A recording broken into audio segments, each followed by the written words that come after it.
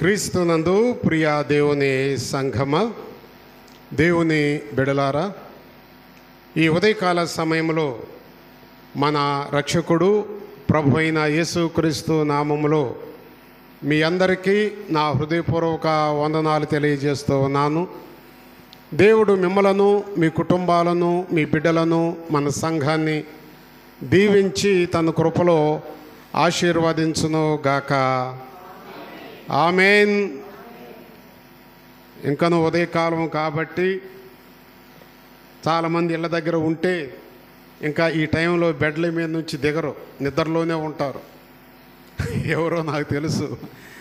కాబట్టి ఇంకా కొంచెం మొఖాలు నిద్ర మొఖాలే ఉంటాయి. తేటగా దేవాలయం దగ్గర పేతురు ఒక భిక్షవానికి భిక్షమేసేటప్పుడు ఆ భిక్షగాడు పేతురు యోహానుల వైపు ఎట్లా చూశాడమ్మా? తేరి చూశాడంటే గుడ్లన్నీ కూడా ఎంత నేత్ర దృష్టి ఉంటుందో కంప్లీట్గా తేరి చూశాడు. అట్లని వాక్య భాగంలోకి మనం వచ్చినప్పుడు మన నేత్ర దృష్టి అంతా కూడా చెవులేమో దేవుని వైపు, వాక్యము వైపు, చూపేమో పరిశుద్ధ స్థలము వైపు. ఈ రీతిగా మనం ఉన్నప్పుడు మాత్రమే దేవుని మాటలు మనకి అర్థమవుతూ ఉంటుంది. సరే, ఈరోజు దేవుని యొక్క అంశాన్ని మనం చూసుకున్నప్పుడు మరి దేవుని యొక్క అంశము మన మధ్యలో ఉన్నటువంటి రాజేష్ వచ్చి చదువుతాడు.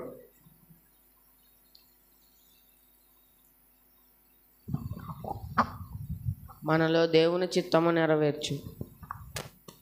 మనలో దేవుని చిత్తము నెరవేర్పు. మంచిది. అంశాన్ని సంఘానికి తెలియజేసినటువంటి రాజేష్ని ప్రభు దీవించునుగాక. ఆమేన్. ప్రియ దేవుని సంఘమా, దేవుని బిడలారా, దేవుని యొక్క చిత్తము, మనలో దేవుని చిత్తము నెరవేర్పు. అదే రీతిగా యేసయ్యలో తండ్రి చిత్తము నెరవేర్పు.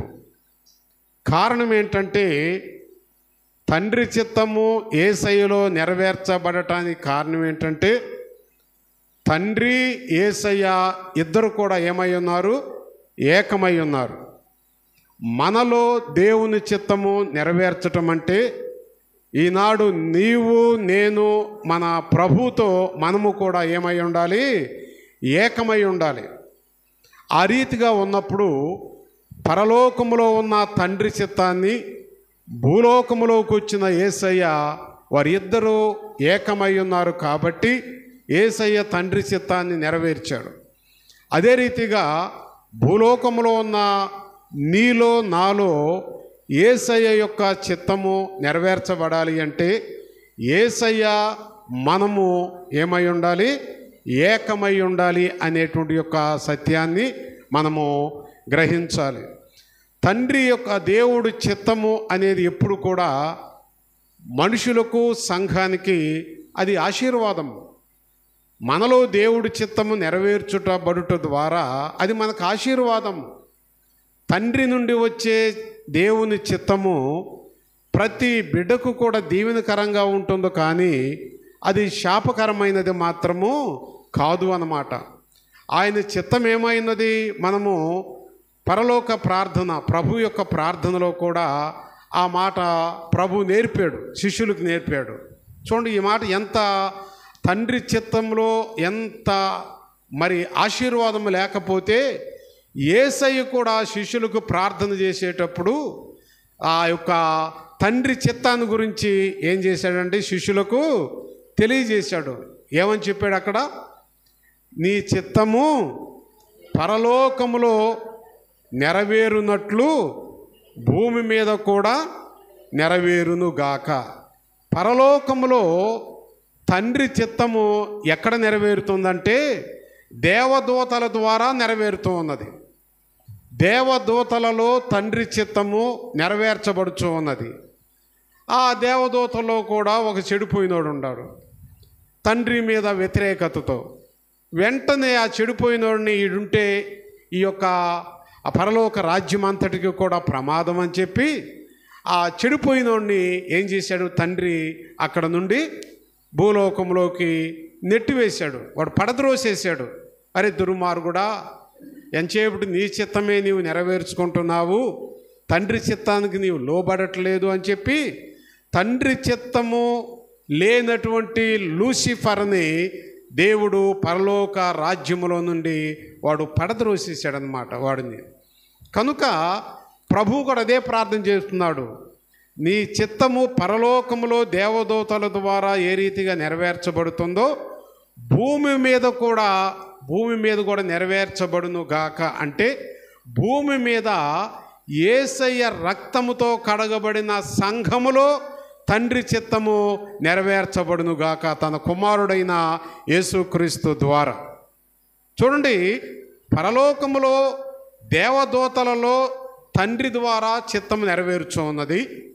భూలోకములో కుమారుడైన యేసుక్రీస్తు రక్తముతో కడగబడిన తన రక్తమిచ్చి కొన్నటువంటి సంఘము ఎడల, విశ్వాసుల ఎడల తండ్రి యొక్క చిత్తము ఏమై ఉండాలని ఉన్నదమ్మా? నెరవేర్చబడాలి. దేవుని చిత్తము మనలో నెరవేర్చబడాలి. దేవుని చిత్తము ఏమై ఉన్నదో అనేక మంది సేవకుల ద్వారా, వాక్యము ద్వారా మనం వింటూ ఉంటున్నాము. తండ్రి యేసయ్య చిత్తము అది మనకు ఆశీర్వాదము. యేసయ్య చిత్తములో ఆశీర్వాదం ఉన్నది. యేసయ్య యొక్క చిత్తములో స్వస్థత ఉన్నది. యేసయ్య యొక్క చిత్తములో మరి గొప్ప ధైర్యం ఉన్నది. తండ్రి చిత్తము నీలో నాలో ఎప్పుడైతే నెరవేర్చబడుతూ ఉంటుందో తప్పకుండా ప్రియ దేవుని బిడలారా మనము గొప్ప ధైర్యముతో ప్రభుని ఆరాధిస్తూ ఉంటాం. అంతవరకే కాదు, దేవుని యొక్క చిత్తము నీ కుటుంబంలో, నీ బిడల జీవితాలలో నెరవేర్చబడినప్పుడు పరలోకపు ఆనందము నీ ఇంటిలో ఉంటుందన్నమాట. తండ్రి చిత్తము ఏ సంఘములో నెరవేర్చుతూ ఉంటుందో, తండ్రి చిత్తము ఏ కుటుంబంలో నెరవేర్చబడుతూ ఉంటుందో, తండ్రి చిత్తము ఏ విశ్వాసిలో నెరవేర్చబడుతూ ఉంటుందో అక్కడ ఏముంటుందో తెలుసమ్మా? పరలోకపు ఆనందం ఉంటుంది, పరలోకపు సంతోషం ఉంటుంది. అక్కడ పరలోకములో ఆ దేవాతి దేవుణ్ణి వేవేల దూతలందరూ కూడా కలిసి ఆనందగానములతో నిత్యము ఏం చేస్తూ ఉంటారమ్మా? స్తుతిస్తూ ఉంటారు, ఆరాధిస్తూ ఉంటారు. నీలో దేవుడి చిత్తము నెరవేర్చబడినప్పుడు నీలో స్తుతులు ఉంటాయి అన్నమాట. నీలో ఆరాధన ఉంటూ ఉంటుంది, నీలో ప్రార్థన ఉంటూ ఉంటుంది, నీలో వాక్య ధ్యానం ఉంటూ ఉంటుంది. నీ కనుదృష్టి అంతా కూడా కలవరి వైపు ఉంటూ ఉంటుంది. ఎప్పుడో తెలుసా? దేవుని యొక్క చిత్తము నెరవేర్చబడినప్పుడు. దేవుని చిత్తము కుమారుడిలో నెరవేర్చినప్పుడు ఆకాశమందున్న దేవుడు ఆ ఆకాశంలో నుండి తన కనుదృష్టితో ఎవరిని చూస్తూ ఉన్నాడు? అమ్మైనా తన కుమారుడైనటువంటి ప్రభు వైపే చూస్తూ ఉన్నాడు. ఆయన తన చిత్తములో ఏదైనా తప్పిపోతున్నాడేమని చూస్తూ ఉంటే ఆయన వచ్చిన పనిలో ఒక్కటి కూడా ఆయన తొలగిపోకుండా పరలోకములో తండ్రి ఏది చెప్పాడో కుమారుడైన యేసయ్య భూలోకములో కూడా అదే జరిగించాడు. అందుకనే తండ్రి యొక్క దృష్టి కుమారుని వైపు ఉన్నది, తన చిత్తాన్ని నెరవేర్చే బిడ్డ వైపు. అదే రీతిగా ఏ విశ్వాసి సంఘము కుటుంబము యేసయ్య చిత్తము మనం నెరవేరుస్తూ ఉంటామో ఆ కుటుంబం వైపు యేసయ్య కనుదృష్టి నిత్యము ఉంటుంది అనే సత్యాన్ని మనము జ్ఞాపకం చేసుకోవాలి. బైబిల్లో మనం చూస్తే చాలామంది మనం అనుకుంటూ ఉంటాము, కొన్ని సొంత నిర్ణయాలతో ఇది ఇట్లా జరిగింది అనుకుంటూ ఉంటాము. దేవుని చిత్తము లేకుండా భూలోకములో ఏమీ జరగదు. బైబిల్ చూడండి, అదే అపోస్తుల కార్యగ్రంథము 1వ అధ్యాయము 16వ వచనాన్ని మనం చదువుకుంటే, సహోదరులారా అమ్మా, యేసుని ఎవరైతే పట్టుకున్నారో వారికి ద్రోహము చేసిన యోధాను గురించి పరిశుద్ధాత్మ దావీదు ద్వారా పలికినటువంటి లేఖనము నెరవేరవలసి ఉండెను. ఇక్కడ చూడండి, యోధ ప్రభుని సిలువకు అప్పగించాడు. ఎన్ని డబ్బులు తీసుకున్నాడు? ఇప్పుడు రూపాయల్లో మనం లెక్కేసుకుంటే ఎన్ని రూపాయలకు అప్పగించాడు, అమ్ముకున్నాడు యోధ యేసుక్రీస్తుని? 30 రూపాయలకు అమ్ముకున్నాడు. 30 రూపాయలకు అమ్ముకోవటం అనేది అది యోధాని ఈ లోకములో తన తల్లి గర్భము ద్వారా తండ్రి ద్వారా వచ్చినట్టు తండ్రి చిత్తమే అది. యోధ ఈ లోకంలో జన్మించటము అది ఏమైనదో తెలుసమ్మా? అది తండ్రి చిత్తమే. యోధ కనుక ఈ లోకంలో జన్మించకపోతే యేసయ్యకు కలవరి మార్గము చూపించేవాళ్ళు ఎవరు కూడా లేరన్నమాట. యేసయ్యను కలవరి వరకు నడిపించటానికి దోహదపడిన వ్యక్తి ఎవరయ్యంటే ఎవరమ్మా? యోధ. అంతే కదా. యోధ అప్పగించుట ద్వారా ఆయనను రకరకాలైనటువంటి యొక్క పరిస్థితులలో కలవరి దగ్గరకు తీసుకొని వెళ్ళారు. అంటే యోధ ఈ లోకములో జన్మించటము అది ఏమైనదో తెలుసా? తండ్రి చిత్తమే.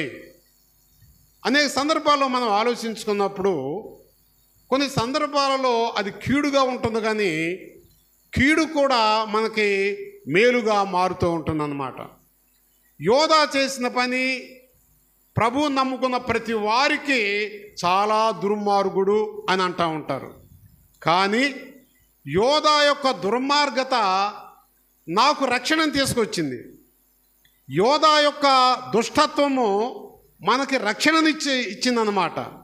యేసయ్య కలవరిలో సిలువ మీదకి వెళ్ళకపోతే ఈ లోకానికి ఏముండదో తెలుసమ్మా? రక్షణ లేదు.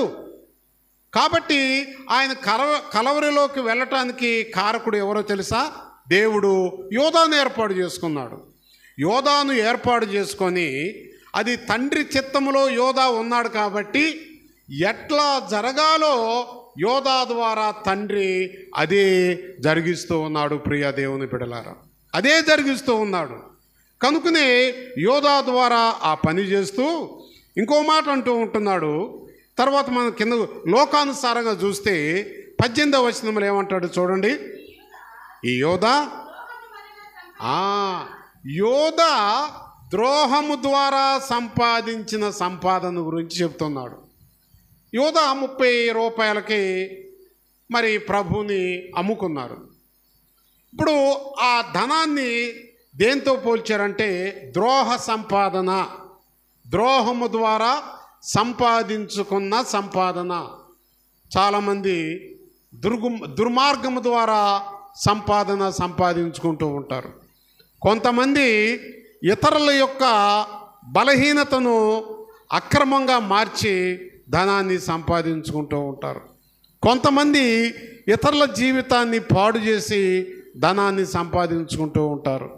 కొంతమంది ఇతరులను మోసం చేసి ధనాన్ని సంపాదించుకుంటూ ఉంటారు.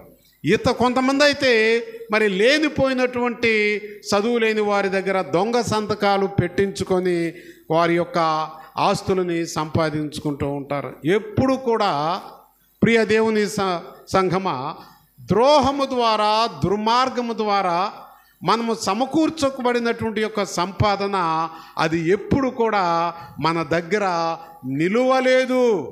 నిలుస్తుందమ్మా సంపాదన? కష్టపడిన సంపాదన అది మన సొంతము. ద్రోహము ద్వారా సంపాదించుకున్న సంపాదన అది ఉండదు. నేను ఒకసారి మీతో చెప్పాను.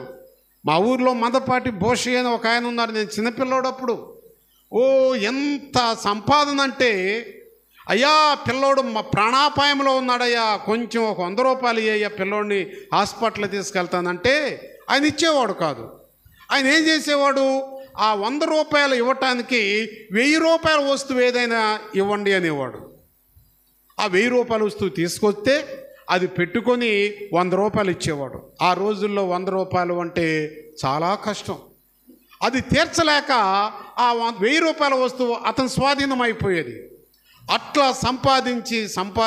సంపాదించి మా ఊరు మొత్తం మీద ఆయన ఆ రోజుల్లోనే లక్షాధికారి అన్నమాట. లక్షాధికారి. అటువంటి పరిస్థితిలో అతనికి బిడ్డలు లేరు, పిల్లలు లేరు. పాపం ఎంతో సంపాదించాడు. దాదాపు 10 గదుల ఇళ్ళు కట్టాడు ఆ రోజున స్లాబ్తో. ఎప్పుడు దాదాపు 81 ఆ ప్రాంతంలో. ప్రతి గదిలో కూడా అనేకమైన వస్తువులతో నింపబడి ఉన్నది. ఒక దినములో ప్రయాణం చేస్తూ పెళ్లికి వెళుతూ నరసరావుపేట దగ్గర యాక్సిడెంట్ అయిపోయాడు. భార్య భర్తలు ఇద్దరు ఏమయ్యారు తెలుసమ్మా? ఇద్దరూ మరణించారు. తీసుకొచ్చారు. ఆ శవాలను అక్కడే పెట్టి ఆ గదుల్లో ఉన్న సంపాదన వాళ్ళు బంధువులు పంచుకోవటానికి సిద్ధపడ్డారు. రకరకాలుగా గొడవలతో కొట్టుకోటాలు, అరుసుకోటాలు, దెబ్బలాడి పోలీసులు వచ్చి ఆ సంపాదన వారి బంధువులు పంచి అప్పుడు వారి డెడ్ బాడీస్ని తీసుకెళ్ళి దహనం చేశారు. ఎంత అక్రమంగా సంపాదించాడో కనీసం వాళ్ళు కర్రలో కొనటానికి కాల్చడానికి ఆ బంధువులు వంతులేసుకున్నారు. నేనే ఎందుకు బండి కట్టెలు కొనాలి, తలా ఒక రూపాయి ఇవ్వండి అని చెప్పి రూపాయల సందా వేసుకొని బండి కట్టెలు కొని అతన్ని దహన సంస్కారాలు చేశారు. అతను అక్రమంగా ఆ గ్రామంలో ఉన్న అంతటిని సంపాదించుకున్నాడు. ఒక దినం వచ్చేసరికి తన దేహాన్ని తగలబెట్టడానికి దహన సంస్కారానికి కూడా కర్రలకు ధనాన్ని ఇచ్చేవాళ్ళు లేక ఏమయ్యాడు తెలుసమ్మా? సందాలు చేత అతను మరి ఆ యొక్క కార్యక్రమాలను కొనసాగించుకున్నారు. ఇక్కడ మనం చూస్తే ఈ 18వ వచనంలో కూడా యోధ ద్రోహము ద్వారా ఏం చేసాడమైనా ధనాన్ని సంపాదించుకున్నాడు. ఆ ద్రోహము ద్వారా సంపాదించుకున్న సంపాదన అదేదైనా స్థిరంగా ఉంటుందా అంటే ఎప్పుడూ ఉండదు. మోసము ద్వారా సంపాదించుకున్న సంపాదన ఎప్పుడూ ఉండదు. ప్రియ దేవుని బిడ్డలారా, అది మనలను భ్రమలలో నిలబెడుతూ ఉంటుంది, అపాయంలోకి నడిపిస్తూ ఉంటుంది. మనం ఇతరులను మోసం చేసి ఎట్ట సంపాదించుకుంటామో అది మనలను కూడా మోసం చేసి ఏం చేస్తూ ఉంటుంది? వేరొకరి దగ్గరికి వెళ్తూ ఉంటుంది. ఈ 30 రూపాయలు ఇప్పుడు యోధ ఏమైనా అనుభవించాడమ్మా? 30 రూపాయలకు అమ్ముకున్నాడు, చాలా సంతోషించాడు. ఇంటికెళ్ళి నేనే ఆస్తిపరుడు అనుకున్నాడు. 30 రూపాయలలో ఒక్క రూపాయి అయినా సరే యోధ ఏమైనా అనుభవించాడా? అనుభవించాడండి సంసోను గారు? లేదు, అంతే కదా? లేదు. 30 రూపాయలు తీసుకెళ్ళి మరల తన అంతరంగము తనను గద్దిస్తూ ఉన్నది కాబట్టి అమ్మినట్టుండి వారి దగ్గరికి వెళ్ళి నిరపరాధి రక్తాన్ని నేను అనవసరంగా మీకు విక్రయించానయ్యా, ఇదిగో మీ డబ్బులు మీకు తీసుకొని ఆ వ్యక్తిని ఏం చేయమన్నాడు? విడిపించమన్నప్పుడు వాళ్ళు ఆ పని చేయలే. కారణం ఏంటి తెలుసా? అదంతా కూడా జరిగేది తండ్రి చిత్తంలో జరుగుతుంది. అక్కడ అది మనం జ్ఞాపకం చేసుకోవాలి. తండ్రి చిత్తంలో జరుగుతుంది. వెంటనే తన మనస్సాక్షి తనకు గద్దించి వెంటనే ఆయన ఒక చెట్టుకి ఉరిపెట్టుకొని, అది కూడా సరైన తాడు కాదనుకుంటాను, బలహీనమైన తాడు అనుకుంటాను. ఆ ఉరిపెట్టుకున్న ప్రాణం పోయిన తర్వాత ఆ తాడు ఏమైపోయిందండి? తెగిపోయింది. ఆయన బండల మీద పడి, కొండల ప్రాంతం కాబట్టి నడుము ఇరిగి ఆ తాడు మీదే ఉబ్బిపోయి ఉండొచ్చు ఆ డెడ్ బాడీ, అంతే కదా? ఆ బండ మీద పడి నడుము ఇరిగి పొట్ట ఉబ్బిపోయింది కదా, ఆ పొట్ట పగిలి ఆ పేగులన్నీ కూడా బయటకు వచ్చి ఏమైనాయో తెలుసా? అతను ఆ మాట బైబిల్లో వ్రాయబడి ఉన్నది. ఇక్కడ మనం చూసినప్పుడు ప్రియ దేవుని సంఘమా, ఎందుకంటే ఇది ఒక సబ్జెక్టు సంఘానికి, ఈ లోకంలో ఉన్న మనుషులకి ఇది ఒక నీతి పాఠం అన్నమాట. ఎవరైనానో అక్రమంగా సంపాదించుకుంటే అక్రమ సంపాదన ఒక దినములో అతను ప్రాణాన్ని తీస్తుంది, జాగ్రత్త అని ఒక హెచ్చరిక ఈ మాట అన్నమాట. ప్రియ దేవుని సంఘమా, ఆ రీతిగా దేవుని చిత్తము యోధా ద్వారా జరిగింది. ఆ యోధా ద్వారా జరిగింది కాబట్టి యేసయ్య కలవరిలో సర్వమానవాళి కొరకై ఆయన మరణించాడు. మరణించటమే కాదు కానీ అదే ఏమన్నాడు తెలుసు? ఇక్కడ మన ద్రోహము ద్వారా, దుర్మార్గత ద్వారా ఎవరైనా సరే యోధాల వలె ఆశ కలిగి సంపాదన కనుక ఇతరులను మోసం చేసి సంపాదించుకుంటే ఆ సంపాదన నీ జీవితానికి ఉరితాడుగా మారుతుంది, జాగ్రత్త అని ఈ 2 హెచ్చరికలు ఒకటి తండ్రి చిత్తం నెరవేర్పు, రెండవదిగా దుర్మార్గముతో కూడిన సంపాదన వైపు మీరు వెళ్ళవద్దు అని ఇది ఒక సంఘానికి ఒక హెచ్చరికగా బైబిల్ మనకి తెలియజేస్తూ ఉన్నది. ఇప్పుడు ఆ ప్రభు యొక్క 12 మందిలో ఒక ఏమైందో తెలుసామా? ఒక వ్యక్తి ఒక పోస్ట్ ఖాళీ అయిపోయింది. ఏం పోస్ట్ అది? శిష్యుల పోస్టు, అంతే కదా. అప్పుడు ఆ శిష్యుల పోస్టు ఖాళీ అయినప్పుడు అక్కడ ఇద్దరిని పిలిచారనమాట. ఆ శిష్యులు మిగతా వాళ్ళు పిలిచారు. వారిలో ఒకడు బర్సబ్బా, రెండో వ్యక్తి ఎవరు? మత్తయి. ఇద్దరిని పిలిచినప్పుడు ఆ ఇద్దరు ఇప్పుడు ఎవరిని కాదనాలి? ఇద్దరు భక్తులే, ఇద్దరు ప్రభు అంటే ఇష్టమే, ప్రేమే. ఇప్పుడు ఏం చేయాలంటే వాళ్ళు ప్రార్థన చేశారు. ప్రభువా, ఇద్దరు దైవభక్తులేను, ఇద్దరు కూడా ఎవరు తక్కువ కాదు, నీ యొక్క శిష్యరకంలో ఒక పోస్ట్ ఖాళీగా ఉన్నది, ఏం చేయాలని ఆ 11 మంది మోకరించి ఏం చేశారో తెలుసమ్మా? ప్రార్థన చేశారు. దీని అర్థం ఏంటంటే, ఒక సమస్య మన ఎదుట ఉన్నప్పుడు మనం ఏదో సొంత జ్ఞానంతో పరిష్కారం చేయాలనుకుంటాము. చాలామంది చూడండి, ఏదైనా భార్య భర్తల గొడవలు జరిగితే, ఏదైనా సమస్యలు వస్తే వాళ్ళు ఎవరిని తీసుకెళ్తారంటే, ఇక్కడేమో నాకు తెలియదు కానీ నేను చేసి వచ్చిన సంఘాల్లో సంఘ పెద్దలను తీసుకెళ్తారు. ఆ సంఘ పెద్దలను తీసుకెళ్ళేటప్పుడు వాళ్ళకి ఊరిలో బయలుదేరి వాళ్ళ సొంత ఊరిలో వాళ్ళ ట్యాంకులు నింపాలి. వాళ్ళ ట్యాంక్ నింపాలి. ఇక్కడ ఏ ట్యాంకి? వాహనాల ట్యాంకులు కాదు, వాళ్ళ యొక్క ట్యాంకి, వాళ్ళ కడుపులు నింపాలి మందుతో.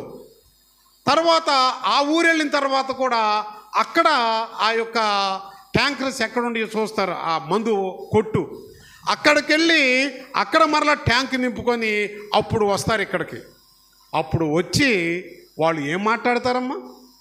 వారి నోట్లోంచి యథార్థత, సత్యం అనే మాటలు ఏమొస్తాయి? వాళ్ళు దోషముతో, పాపముతో, మాంద్యముతో వారి జీవితాలు నింపబడి ఉన్నాయి.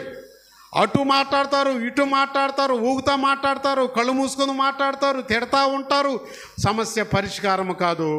సరేనమ్మా, ఆలోచించుకో, మరలా మేము మాట్లాడుకొని ఇంకోసారి వస్తాం అని చెప్తారు. సమస్య పరిష్కారం కాదు. మనకి ఒక సమస్య కనుక ఉన్నప్పుడు ఆ సమస్యకు పరిష్కారం ఏంటో తెలుసా? ప్రార్థన. అది ఏ సమస్య అయినా కావచ్చు, భార్యాభర్తల సమస్య కావచ్చు, బిడ్డల సమస్య కావచ్చు, సంఘ సమస్య కావచ్చు, ఏదైనా కావచ్చు. ప్రతి సమస్యకు కూడా పరిష్కారము ఏంటో తెలుసండి? ప్రార్థన.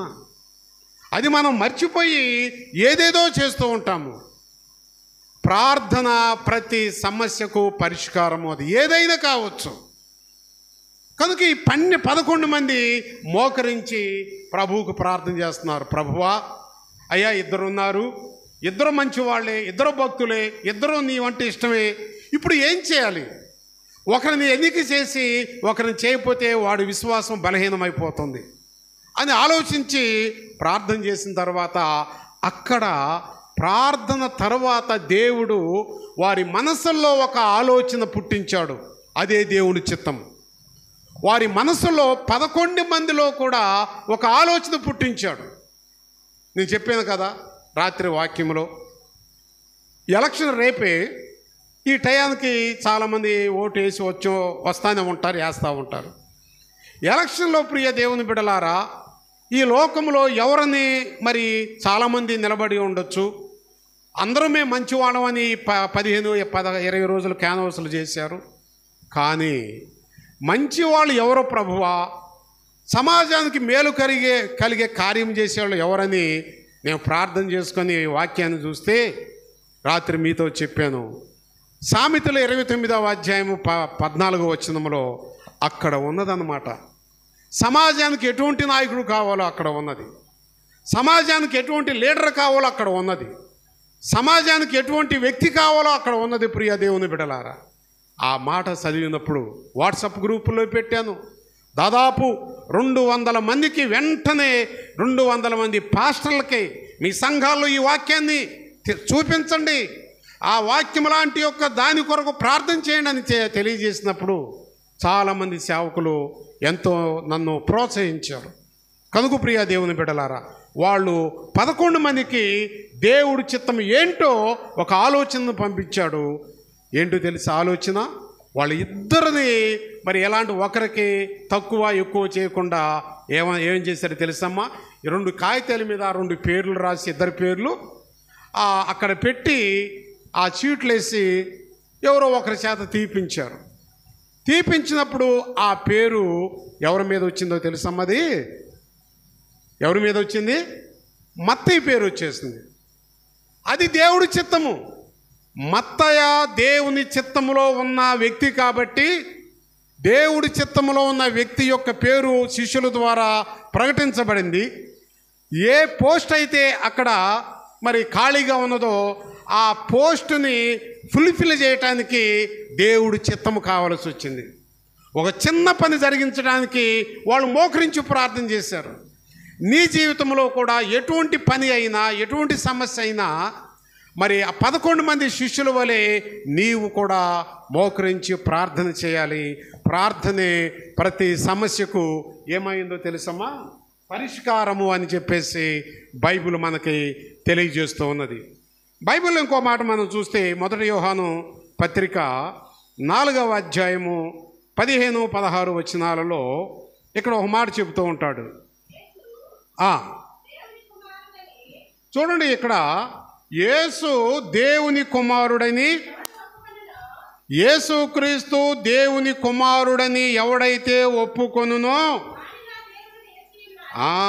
వానిలో దేవుడు నిలిచి ఉన్నాడు. నీలో దేవుడు నిలిచి ఉండటమే దేవుడి చిత్తము. మనలో దేవుడు నిలిచి ఉండటమే. ఇదేంటి పాష గారండి, దేవుడు ఎట్లా నిలుస్తాడండి అనుకోవచ్చు. దేవుని వాక్యము ఏ హృదయంలో ఉంటుందో ఆ వ్యక్తిలో దేవుడు నిలిచి ఉండట్టు. ఇది మనం జ్ఞాపకం చేసుకోవాలి. మనకు తెలుసు కదా, యోహాను శుభవార్త 1వ అధ్యాయంలో ఆది యందు వాక్యం ఉండెను, వాక్యం ఎక్కడ ఉందంటమ్మా? దేవుని యొద్ద ఉండెను, ఆ వాక్యమే ఏమై ఉన్నాడు? తండ్రి అయి ఉన్నాడు.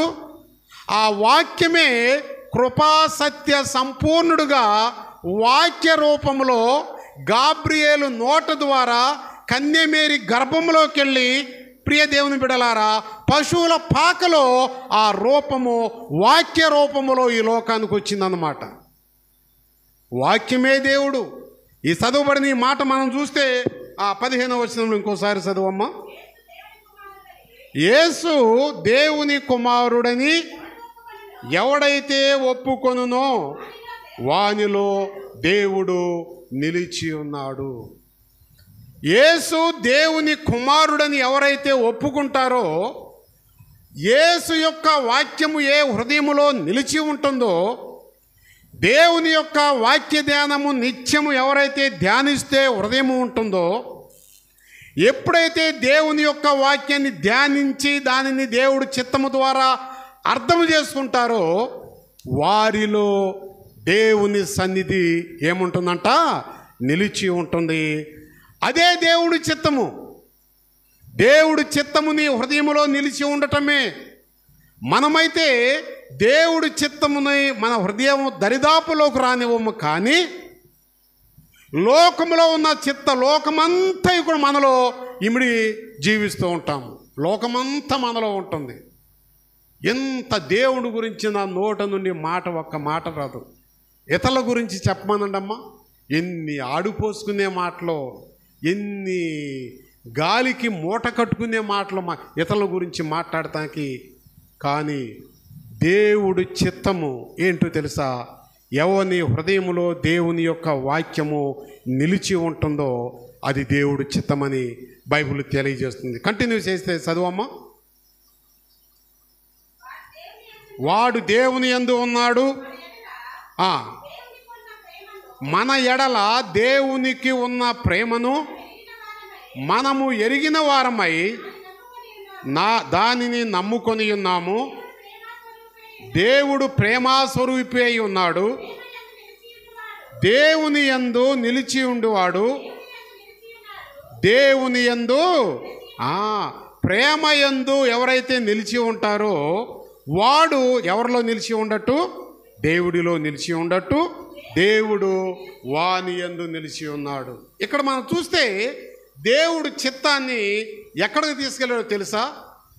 నేను పోయిన వారంలో అనుకుంటాను మీతో గురువారము లేకపోతే శనివారము వాక్య భాగాలలో చెప్పాను. ప్రేమ అనేది ఎక్కడ ఉంది అని నేను తెలియజేశాను. యేసయ్య ప్రేమ మానవుడు ఎక్కడ పొందుకోగలడు అని చెప్పాను. యేసయ్య ప్రేమ ఎక్కడ దొరుకుతుందమ్మా? మందిరంలో దొరుకుతుందా యేసయ్య ప్రేమ? చెప్పండి, మందిరంలో దొరుకుతుందా? దొరకదు. పాస్టర్ గారి దగ్గర దొరికిద్దా? దొరకదు. మన సంఘ పెద్దల దగ్గర దొరుకుతుందా? ఏమంటే దొరుకుతుందా? దొరకదు. స్త్రీల సమాజం వాళ్ళ దగ్గర దొరుకుతుందా? అమ్మా శాంతమ్మ, దొరికితే చెప్పు, ఆమె ఊరి పట్టణం వాళ్ళందరూ మీ దగ్గర పంపిస్తా. ఆడ ప్రేమ ఉందంటమ్మ, పోయి తలా కొంచెం తెచ్చుకోండి అని చెప్పి. దొరకదు.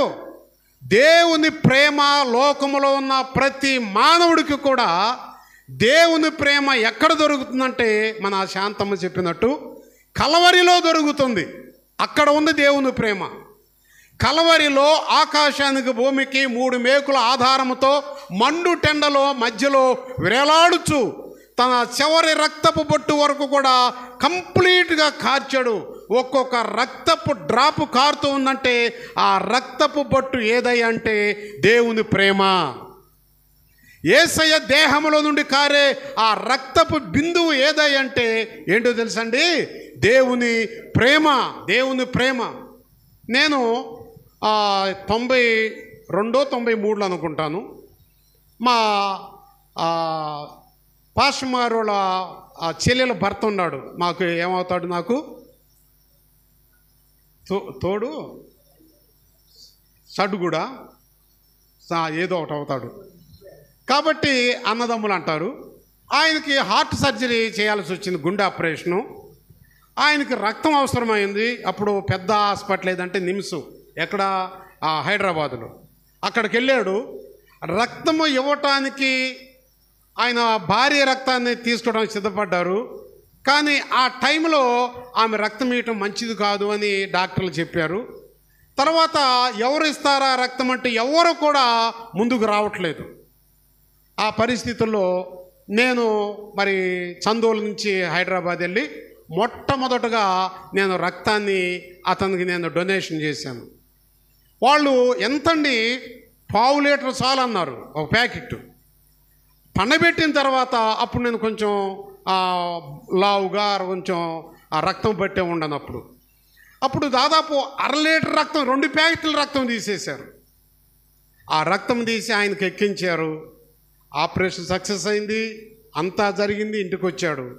ఇంటికి వచ్చిన తర్వాత ఆయన, అప్పుడు ఈ ఫోనులు ఇవన్నీ కూడా లేవు, ఆయన నన్ను పిలిపించుకొని ఆయన కళ్ళల్లో కన్నీళ్లు తిరుగుతూ ఉండి, కానీ ఆయన అన్నాడు, చాలా 6 అడుగుల వ్యక్తి, హై స్కూల్లో డ్రిల్ మాస్టర్ ఆయన, ఆ స్థితిలో ఉండి కూడా నాకెంతో కృతజ్ఞత చెప్పాడు, ఎంతో ప్రేమతో.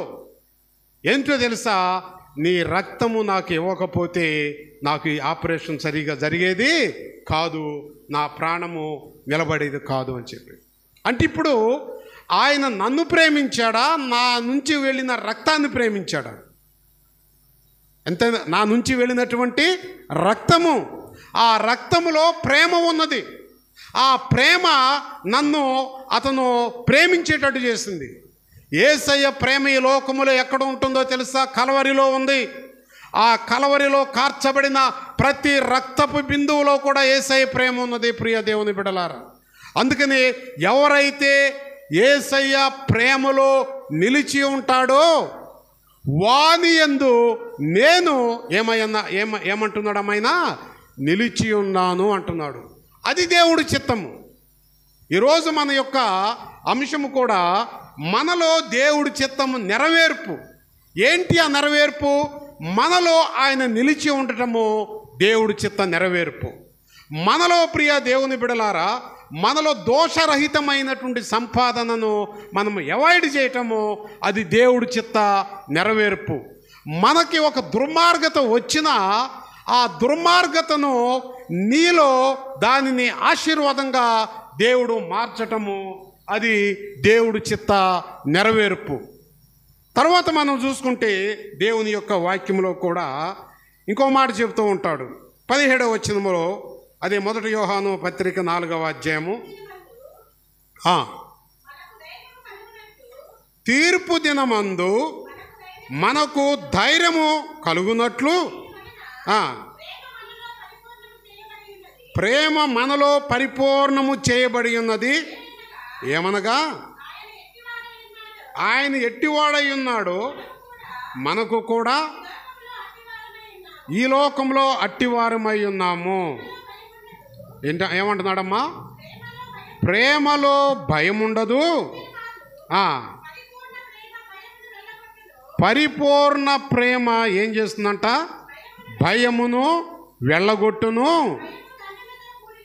భయము దండనతో కూడినది, భయపడువాడు ప్రేమయందు పరిపూర్ణుడు చేయబడినవాడు కాడు అని ఇక్కడ చెప్తూ ఉంటున్నాడు.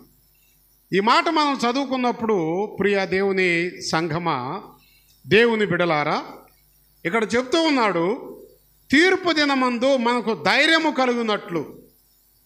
ప్రతి విషయంలో కూడా క్రైస్తవుడు ఏమై ఉండాలో తెలుసా? ధైర్యశాలి ఉండాలి. ఎందుకో తెలుసా? యథార్థవంతుడే ధైర్యంగా ఉంటాడు. యథార్థవంతుడు ఎవరు? ఒక వ్యక్తిని యథార్థవంతుడిగా నిలబెట్టేది ఎవరంటే దేవుని యొక్క వాక్యము. నా వాక్యము నీలో నిలిచి ఉన్న ఎడల నీవు సత్య సంబంధుడవై ఉంటావు అంటాడు. నా వాక్యము నీలో నిలిచి ఉండ ఎడల నీవు పరిపూర్ణమైనటువంటి యొక్క నీ జీవితాన్ని దేవునికి ప్రతిష్ఠిత చేసుకుంటావు అంటాడు. ఒక వ్యక్తిని యథార్థవంతుడుగా నిలబెట్టేది దాన ధర్మాలు కాదు.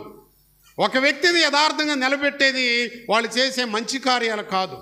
ఒక వ్యక్తిని యథార్థముగా నిలబెట్టేది ఏదైనా ఉన్నది అంటే అది దేవుని యొక్క వాక్యము.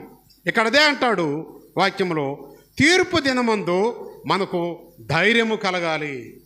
ధైర్యం ఎప్పుడమ్మా? పాపము ఎప్పుడు కూడా మనిషిని పిరికివానిగా చేస్తూ ఉంటుంది. దేవుని యొక్క వాక్యము మనిషిని ఏం చేస్తూ ఉంటుంది? ధైర్యముగా నిలబెడుతూ ఉంటుంది. అవును, నువ్వు అన్నావయ్యా, అవునమ్మా, నేను విన్నాను, నువ్వు అన్నావు, నేను అన్నానా, అన్నావు, అంతే. ధైర్యం అన్నమాట. ధైర్యము ఎవరికి భయపడదు. చాలామంది చూడండి, చాలామంది స్త్రీలు భర్తల మీద పోరాడుతూ ఉంటారు. ఎందుకో తెలుసా? వాళ్ళు బలహీనతలో ఉంటారు, వీళ్ళు ధైర్యంగా ఉంటారు. యథార్థముగా ఏ తప్పు చేయకుండా తన కుటుంబాన్ని పోషించుకుంటూ, తను కష్టపడుతూ, తన బిడ్డలను ముందుకి నడిపించుకుంటూ ధైర్యంగా ఉంటారు. ఆ యొక్క పనికి మాలినటువంటి కొంతమంది భర్తలు ఉంటారు.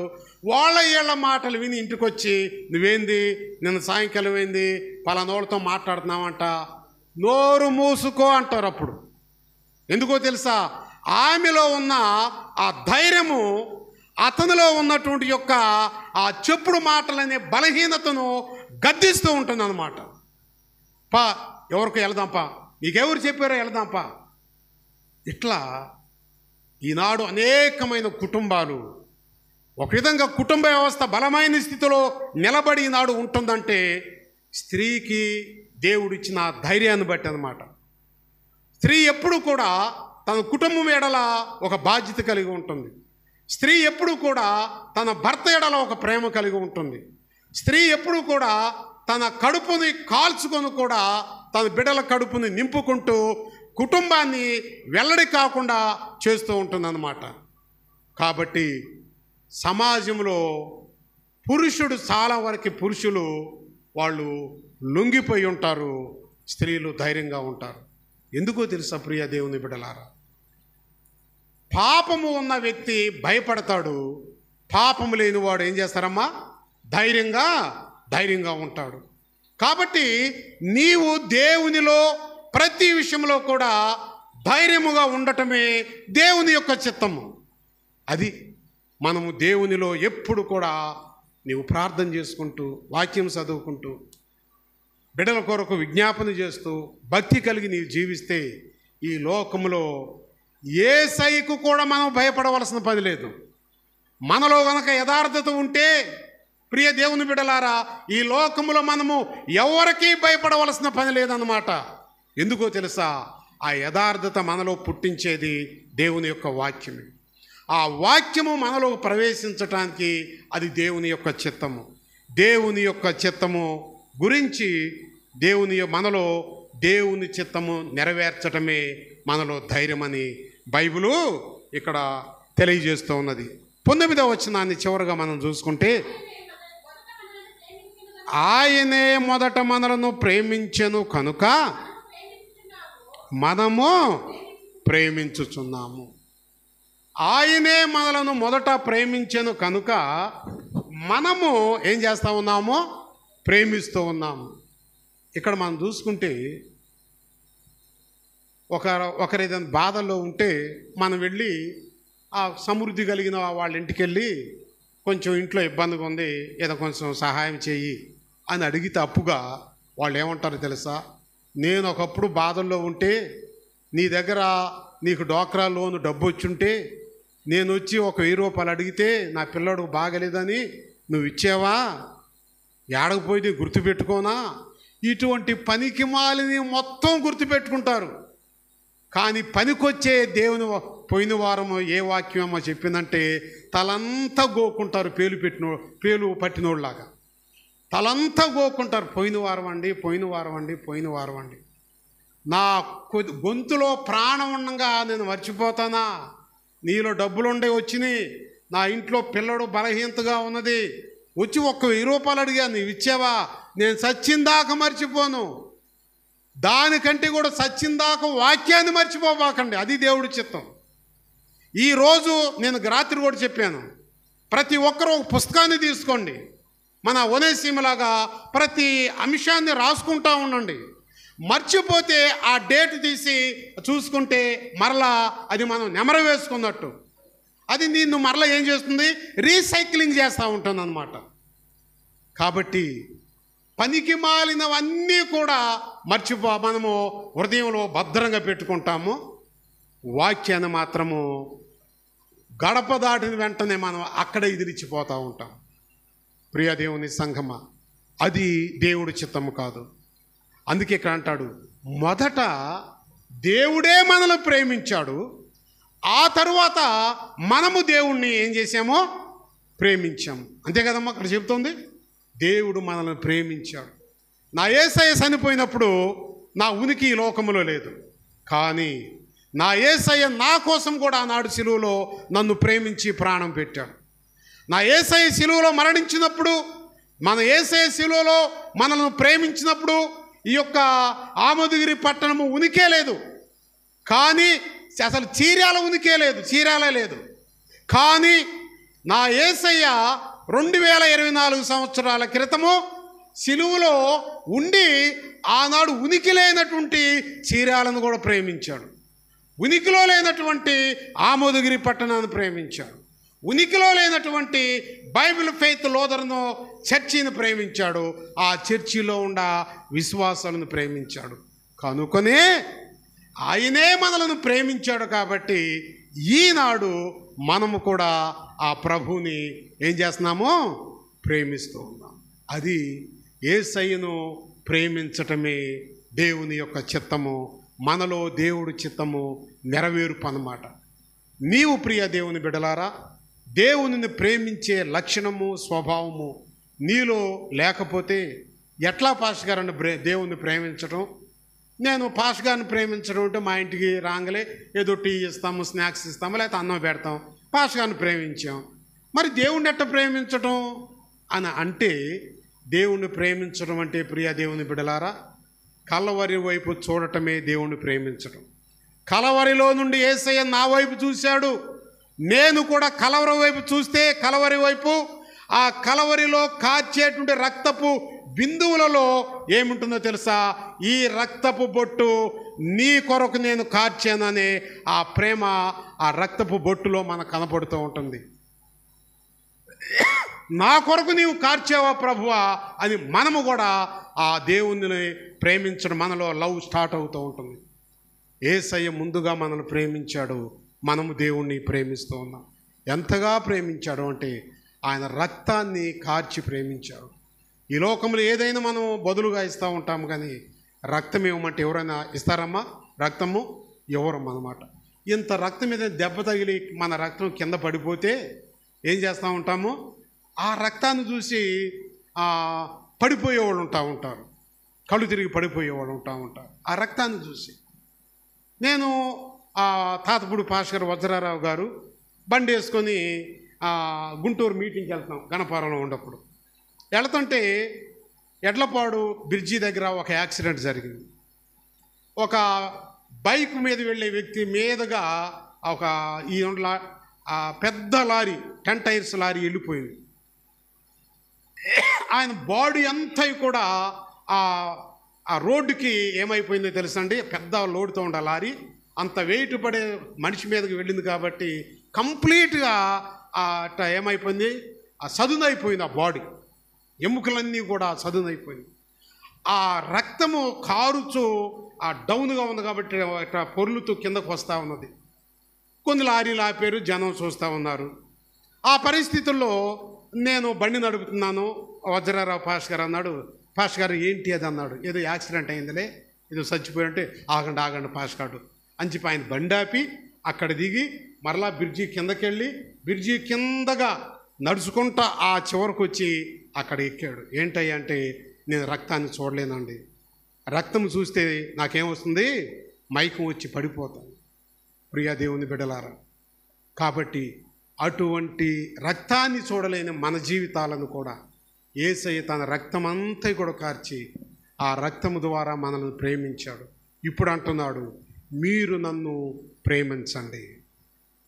ఆయన ప్రేమ రక్తము ద్వారా మనల్ని మన యందు నిలిచి ఉన్నాడు. మనము ఆయన యందు నిలిచి ఉన్నప్పుడు నీకు ఏది ఇష్టమో అది నీవు అడుగుడి, అది ఆయన మనకి ఏం చేస్తాడు, అనుగ్రహిస్తాడు. కాబట్టి నా యందు మీరును మీ యందు నా మాటలను నిలిచి ఉన్న ఎడల మీకు ఏది ఇష్టమో అది మీరు అడగండి, నేను మీకు అది ఇస్తాను. యేసయ్య మనల్ని ప్రేమించాడు, మనము యేసయ్యను ప్రేమిస్తున్నాము, అది దేవుడి చిత్తము. అటువంటి యొక్క కమ్యూనికేషన్ ఉండి మనకి ఏది ఇష్టమో అది మనము అడిగితే ఆయన ఇస్తాడు. దేవుని యొక్క ప్రియ దేవుని బిడలారా, దేవుని చిత్తములో మనము దేవుడి చిత్తములో నిలిచి ఉన్నప్పుడు, నిలిచి ఉండి మనకి ఏది ఇష్టమో అడిగితే అది దేవుడు అనుగ్రహిస్తాడు. దేవుడు చిత్తములో లేకుండా మనము మోకరించి ప్రభువా ప్రభువా ప్రభు అని ఎంత ప్రార్థన చేసినా దేవుడి చిత్తములో లేని ప్రార్థన, ఆ ప్రార్థన ఏమవుతుందమ్మా, వ్యర్థము అవుతుంది. దేవుడి చిత్తములో లేని ప్రార్థన వ్యర్థము. ఒక మాట చెప్పి మన సమయాన్ని ముగించుకుందాము. ఆ సుంకరి ప్రార్థన దేవుడి చిత్తములో ఉన్నది, ఆ ధనవంతుని ప్రార్థన దేవుడి చిత్తంలో లేదు. అంతే కదమ్మా. సుంకరి ప్రార్థన దేవుడు ఆలకించాడు, ధనవంతుని ప్రార్థన దేవుడు డిలీట్ చేశాడనమాట. ఇప్పుడు ఆలకించిన వ్యక్తి దేవుడి సన్నిధిలో ఉన్నాడు, ఆలకింపని వ్యక్తి నరకంలో ఏమవుతూ ఉన్నాడు, యాతన పడుతూ ఉన్నాడు. ప్రియ దేవుని సంఘమా, ఈ యొక్క ఉదయకాల సమయంలో మనలో కూడా దేవుడి చిత్తము ఏ రీతిగా మనం నెరవేరుస్తున్నాము అనేది ఒకసారి మనము మన జీవితాలను పరిశీలన చేసుకుంటూ, మనకి ఏది ఇష్టమో ప్రార్థన చేస్తున్నామో కానీ మనం జరగటలా. ఎట్లా అంటే ఈరోజు వాక్యం ద్వారా దేవుడి చిత్తములో నేను లేను కాబట్టి నా ప్రార్థన దేవుడు డిలీట్ చేస్తున్నాడు. కాబట్టి ఏ రీతిగా దేవుడి చిత్తానుసారమైన ప్రార్థన నేను చేయాలి అంటే, యేసయ్య నన్ను ప్రేమించాడు, నేనే యేసయ్యను ఏం చేయట్లేదు, ప్రేమించట్లేదు. ఇదే దేవుడి చిత్తములో లేని ప్రార్థన. కాబట్టి యేసయ్యను ప్రేమించి సిలువ వైపు చూసి, కారేటువంటి రక్తధారల వైపు చూసి, ఆ రక్తధారలలో యేసయ్య ప్రేమ వైపు చూసి మనము కూడా యేసయ్యను ప్రేమించి ఆయన సన్నిధిలో మోకరించి నీ కొరకు, నీ కుటుంబం కొరకు, నీ బిడల కొరకు, నీ సంఘము కొరకు నీకు ఏది ఇష్టమో మోకరించి నువ్వు ప్రార్థన చేస్తే ఆయన ప్రతి ఒక్క అంశాన్ని చేర్చుకొని నీ ప్రతి అక్కరలో నుండి ఆయన నీకు సహాయము చేస్తాడు, ప్రతి అవసరత తీరుస్తూ ఉంటాడు. కాబట్టి మనము ఈ యొక్క దినములో ప్రశ్న చేసుకొని, నేను దేవుడి చిత్తంలో, నేను నా కుటుంబము నా సంఘము దేవుడి చిత్తంలో ఉన్నామా లేదా అనేటువంటి యొక్క ఆలోచన కలిగి అందుకే దేవుని ఆశీర్వాదాలు నేను పొందలేకపోతున్నాను అనే ఆలోచన కలిగి దేవుడి చిత్తానుసారమైన జీవితాలు జీవిస్తూ ఈ చివరి దినాలలో ప్రభు ద్వారా అనుగ్రహించబడే ప్రతి దీవెనలకు, ప్రతి ఆశీర్వాదానికి, ప్రతి దేవుని కృపకు నీవు నేను మనందరము కూడా పాత్రులుగా ఉండాలి అని ఈ మాటల ద్వారా తెలియజేస్తూ ఈ మాటలు ముగిస్తూ ఉన్నాను. దేవుడు ఈ మాటలు తన ఇనికిడిలో దీవించునుగాక. ఆమేన్. సమస్త జ్ఞానమునకు మించిన దేవుని సమాధానము యేసుక్రీస్తు వలన మీ హృదయములకు, మీ తలంపులకు తోడయ్యుండునుగాక. దేవా నాయందు శుద్ధ హృదయము కలుగా చేయుము, నాయంత రంగములో స్థిరమైన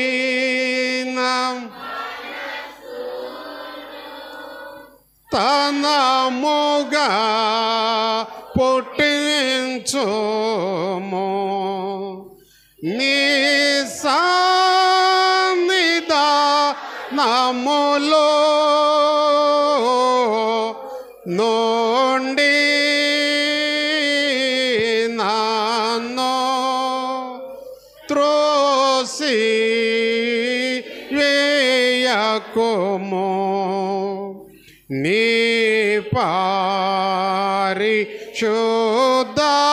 పరిశుద్ధాత్మను నా యొద్ద నుండి తీసి వేయకుము,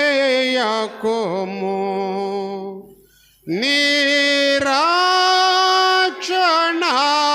నంద మోనా కుమారాల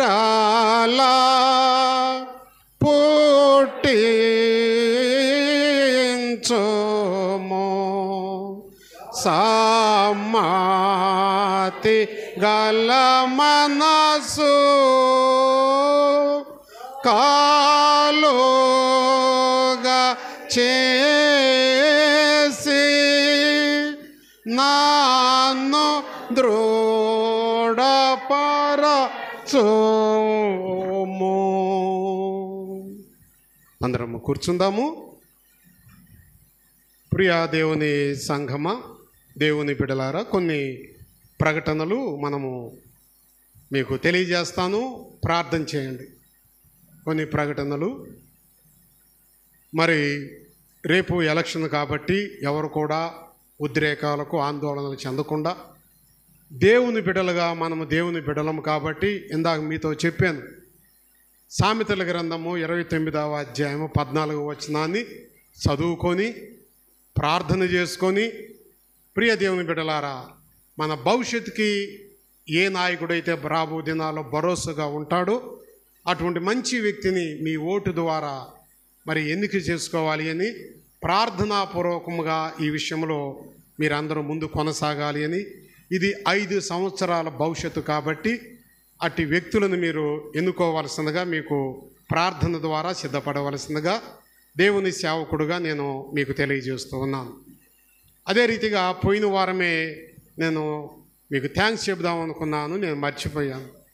మా పాస్టమ్మ గారికి కొంచెం ఆరోగ్యం బాగలేనప్పుడు మరి మన సంఘంలో ఉన్న స్త్రీల సమాజపు బిడ్డలు, స్త్రీలు అన్నమాట, మరి దాదాపు ఒక 15 మంది వరకు పోయిన ఆదివారం కాకుండా అంతకుముందు ఆదివారము మరి ఇంత దూరం నుంచి మా ఇంటికి వచ్చి పాస్టమ్మ గారిని పరామర్శించి ఆమెకు స్త్రీల సమాజంలో ఉన్నటువంటి డబ్బులు మరి 5,000 రూపాయలు మరి ధనాన్ని మరి ఆ బిడ్డకు ఒక చెప్పాలంటే మీ అందరికీ తల్లి కాబట్టి ఆ బిడ్డకు మీరు సహాయం చేసినందుకు నిజంగా మరి మీ అందరికీ నా ఈ స్త్రీల సమాజం వారికి నా కుటుంబం తరపున మీకు ప్రత్యేకమైన నా హృదయపూర్వక వందనాలు తెలియజేస్తూ ఉన్నాను. ఎందుకంటే ఈ సంఘంలో యొక్క ప్రేమ ఇక్కడ జానబాబు పాస్టర్ గారు ఇక్కడ సేవ చేసేటప్పుడే నేను పొందుకున్నాను. ఆ టైంలో కూడా మా పాస్టర్ గారికి బాగలేనప్పుడు నేను జానబాబుకు ఫోన్ చేశాను. అయ్యా పాస్టర్ గారు బాగలేదు, డబ్బులు లేవు అప్పుడు, చాలా తక్కువ. పాస్టర్ గారికి బాగలేదయ్యా, మరి మీ సంఘానికి వస్తాను, ఏదైనా సహాయం చేస్తారా అన్నప్పుడు జానబాబు మంచి మనసు కలిగిన వ్యక్తి, ఎవరికైనా సహాయం చేయటంలో ఆయన చాలా మంచి. ఇక్కడ చేసిన ప్రతి సేవకుడు కూడా, జానబాబు కావచ్చు, డేవిడ్ కావచ్చు, షాలేము, రాజేష్, అందరూ కూడా మంచి సహాయం చేసే మనసు. వారిలో జానబాబు తర్వాత షాలేం ఇంకా కొంచెం మంచి ఎక్కువ ఉంటారు. రా రా రా పాస్టర్ గారు అన్నాడు. నేను వచ్చినప్పుడు నాకు మీ అందరు పరిచయం కాదు. నాకు మన రాహేలమ్మ, ప్రభావతమ్మ అంతే, కొంతమంది పరిచయం. అప్పుడు జనం కూడా ఇంత లేరు. వీళ్ళందరూ కలిపి పాస్టర్ గారు చెప్పాడు. ఆ రోజుల్లో 94, 95లో అనుకుంటాను, నాకు ఆ సంవత్సరం గుర్తులేదు. అప్పుడే ఈ సంఘము నేను వచ్చేటకి వాక్యం చెప్పిన తర్వాత అప్పుడే 750 రూపాయలు వసూలు చేసి మా పాస్టర్ గారు బాగలేకపోతే ఆమెకి ఇచ్చారు, నాకు ఇచ్చారు. వచ్చినప్పుడు చాలా ఎక్కువ డబ్బులు అది. అప్పుడు 750 అంటే చాలా ఎక్కువ డబ్బులు. అదే రీతిగా 2 వారాల క్రితం కూడా పాస్టర్ గారి గురించి మీకు తెలియజేసినప్పుడు మీ యొక్క ప్రేమ ఆనాటి నుంచి ఈనాటి వరకు కూడా ఈ సంఘం ప్రేమ నేను మర్చిపోలేను. ఆ రీతిగా మీ యొక్క స్త్రీల సమాజం వాళ్ళు చర్చిలో నీడ్స్ చాలా లేవమ్మా ఉండి, కానీ అవి ప్రక్కన పెట్టి పాస్టర్ గారి యొక్క బలహీనత మెయిన్ నీడ్ అని చెప్పి మరి వచ్చి మీరు ఆ సహాయం చేసినందుకు పాస్టర్ గారు ప్రార్థన చేసింది మీ గురించి చాలా సంతోషించింది. మరి సేవకుడుగా నేను కూడా మీ అందరి గురించి ప్రార్థన చేస్తున్నాను. ఈ స్త్రీల సమాజాన్ని దేవుడు ఆ రీతిగా దీవించి రాబో దినాలలో ఇటువంటి ఐక్యతతో ఇంకనూ ఆ బిడ్డలను ఆశీర్వదించి వర్ధిలింప చేయనుగాక. ఆమేన్. అయ్యా దీన్ని ఆఫ్ చేయండి అయ్యా.